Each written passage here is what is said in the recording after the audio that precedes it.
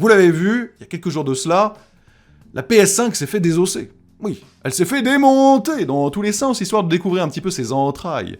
Eh bien, au cours de ce démontage, on a pu découvrir, par exemple, pas mal de choses concernant le sujet des extensions de stockage SSD. C'est un point qui est quand même extrêmement intéressant, et donc on a pu découvrir qu'on pouvait ajouter du stockage SSD NVMe M2.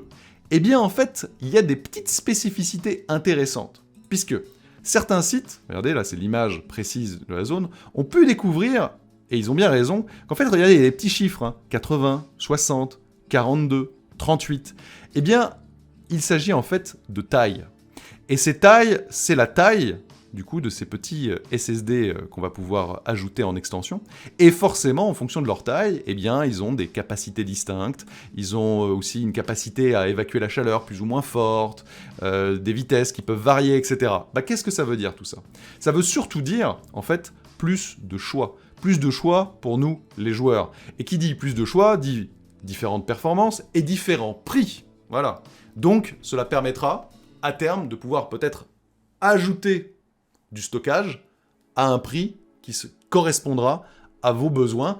Alors, soulignons bien que pour le moment, Sony n'a toujours pas communiqué la liste des SSD compatibles. Parce qu'attention, il suffit pas d'avoir une petite SSD, la NVMe, M2, etc., et de le mettre. Non, il faudra, si vous voulez pouvoir jouer avec, etc., que ce soit avec une vitesse d'écriture, de transfert de données, correspondant aux attentes de la PS5. Et ça, Marc Cerny, dès sa première communication lors du Road to PS5, avait souligné qu'il faudra attendre une communication officielle de Sony sur ce point, mais plus les mois vont avancer, plus les SSD aussi vont progresser, et plus justement, ça pourra être aisé de pouvoir les changer.